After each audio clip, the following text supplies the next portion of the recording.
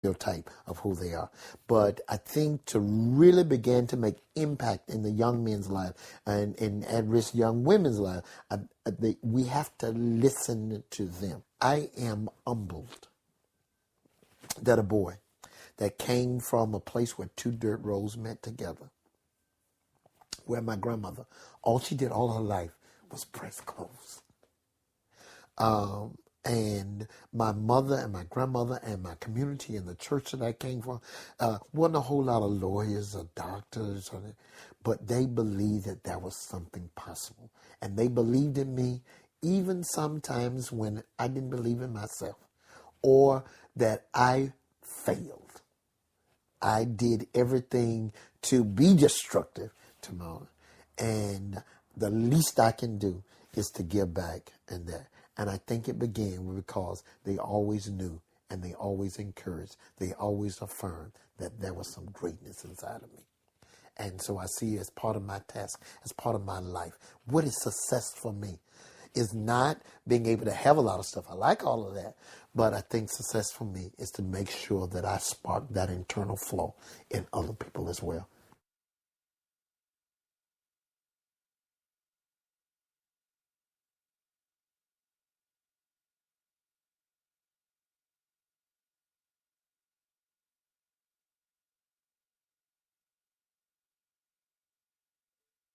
In my school where there will be 3 black kids in the class, and after the first little quarter, you'll get your work done, you'll have pretty good grades, but the teacher will be like, she'll pull those 3 black kids aside, be like, you guys need to separate from each other, you're distracting the class. There might be 3 white girls in the back laughing the entire class, and the only thing she'll say is be quiet. Being black comes with the stereotypes of being loud, disruptive, and always angry when you don't get your way. I just think I just wanted to be heard, I should say. Especially being one of the few black kids in your class, just being heard is one of the big things for me. So I don't think teachers try to do it, but they do. I'm the one that gets sent out the classroom.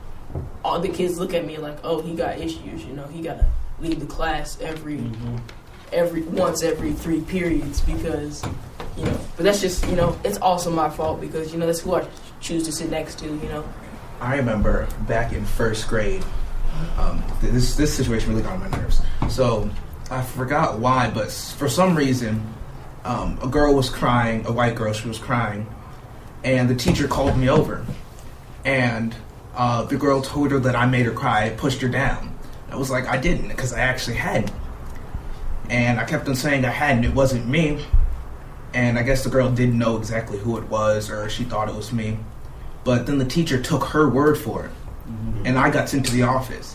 And that was one of the things at such a young age where I was just like, wow, why exactly? So if I tell my parents there's something going on at school between the teacher and my mom, she was like, you want me to go over there? I'm like, no, I don't. Because it's gonna have a bad effect on the looks of me and her. Because she's gonna go over there the angry, mad black woman, and then the teacher is gonna get a stereotype of her, and then she'll be like, oh, that's why he's doing bad in school, or that's why that. And so I try to fix it on my own to get back at the teacher and to let them know I'm not what they think I am. One of the things that bothered me was my teachers would grade me differently based on this is at first, they would maybe grade me a little bit easier based on the color of my skin than they did my white counterparts. Yeah. And I felt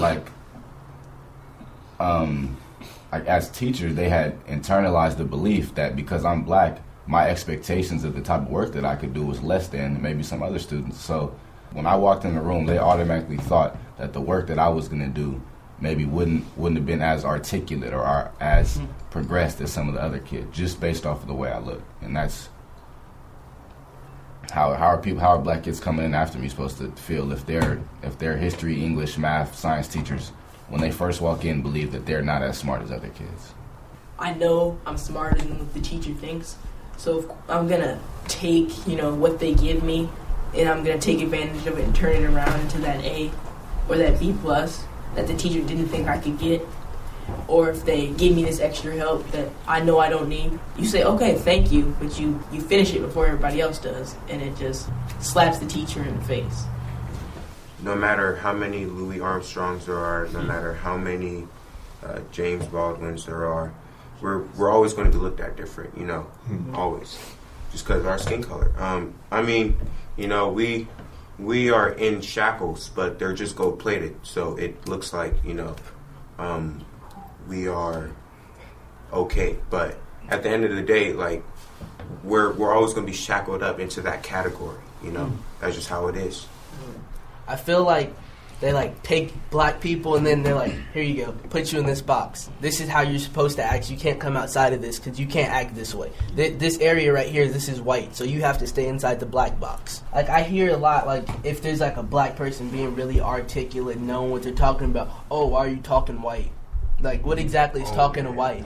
Like, so being articulate and intelligent, that's talking white, that's acting white. Yeah, you hear the term, oh, why are you trying to act so black? Right.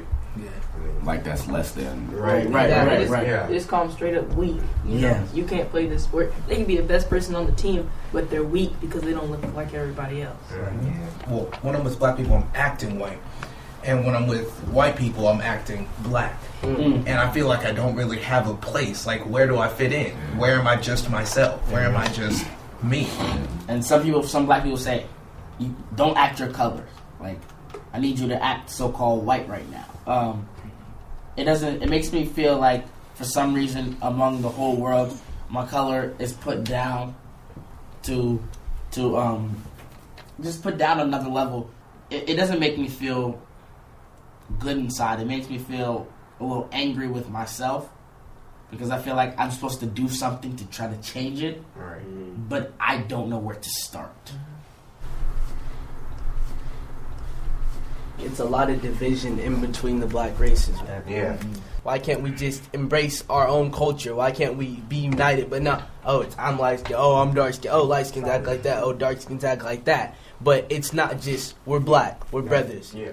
I wish we could do things like paint, do swimming, do golf, do filmmaking, do acting, do all these things and not be looked at as being more white. Like, I don't think football, basketball should be they shouldn't be the limits of self-expression for us as a whole. We should be able to feel like we can do more without being judged and being put in boxes because we only do these certain things.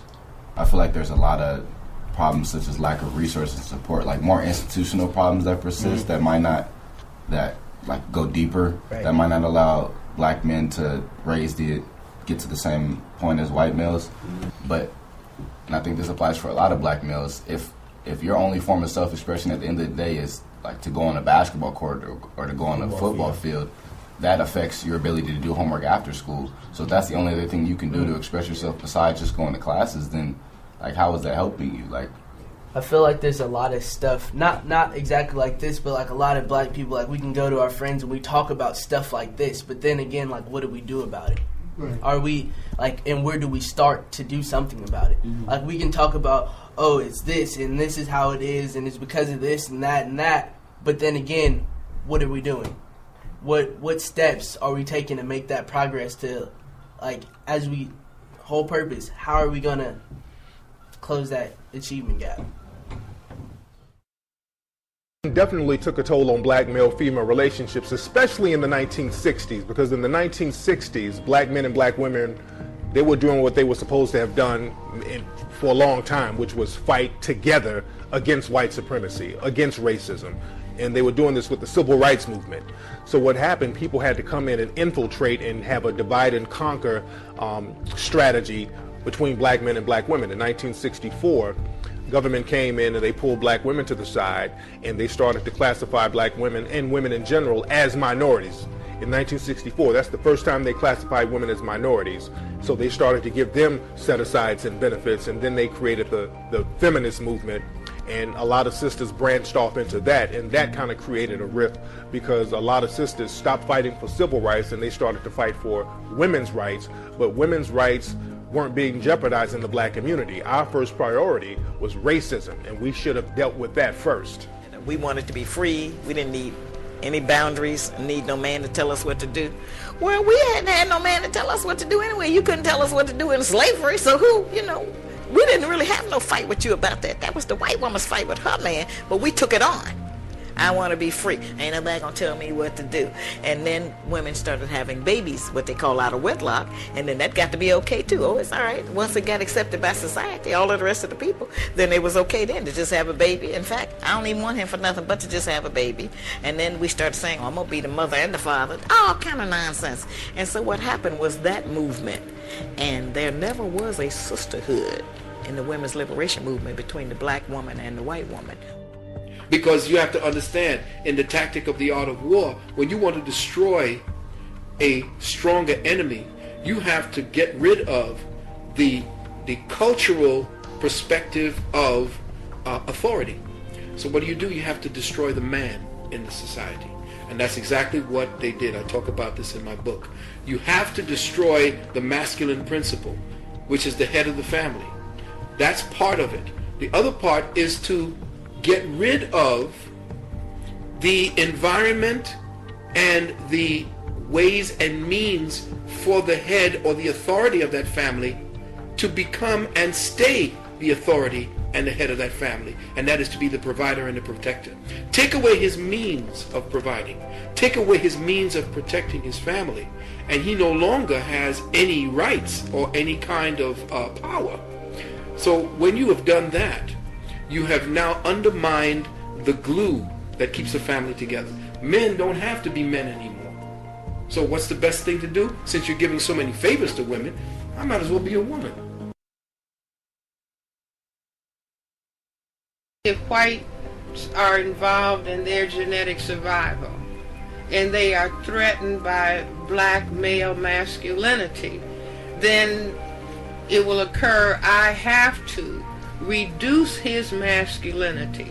Yeah, we just recently had the president at Morehouse have to say the male students cannot wear high-heel shoes and dresses and carry purses. So something is happening, again, within the total context of a system of racism, white supremacy. Neely Fuller, who wrote the textbook for victims of racism a number of years ago, in the late mid-70s, he used to say in the system, because he was the first person to talk about racism as a system, and he said that as the system of racism, white supremacy moves on, the system is going to have black men wearing dresses. Now, to hear that in the 70s, people said, oh, this is way out. And here we are. Do you see, there's some black pediatricians who are saying we are developing epidemic levels of the effeminization of young black males. Well, I say the pants sagging down is just a subconscious invitation for homosexuality. You see, it's revealing the buttocks. See, so the pants are getting lower and lower and lower. The next step is to step out of the pants altogether. And so you step out of the pants, you're going to put on a dress. The effeminization is an essential ingredient of white genetic survival, and the only thing that can prevent it is black people becoming conscious or becoming determined that this is not going to happen to them, because if the black men are destroyed, then the black people are gone, and we have the state of genocide. It's like when I see that they put every black man in the movies in a dress at some point in their career, I'll be connecting them down like, why all these brothers gotta wear a dress? This happened to me. I'm doing a movie with Martin. Yeah. The movie's going good. So I walk in a trailer. I'm like, man, this must be the wrong trailer because there's a dress in here. They come in. The writer comes in. I think he's the writer. He's like, Dave, listen, we got this hilarious scene where Martin's sneaking out of jail. So he disguises you as a prostitute. And you put this dress on, and, what? A prostitute? Nah, I'm not doing that. I don't feel comfortable with that. That should have been in the discussion. What? You don't feel comfortable with it? I mean, it's a hilarious bit. All the greats have done it. So, well, if all the grades are done, it's kind of hacky, right? You're a writer. So why don't we just not do it? Because I don't feel comfortable wearing a dress. Oh, come on, Dave. Listen, we got it all set up. We're supposed to shoot. Every minute you waste costs this much money. You know, the pressure comes in. He said, now I'm not wearing no dress.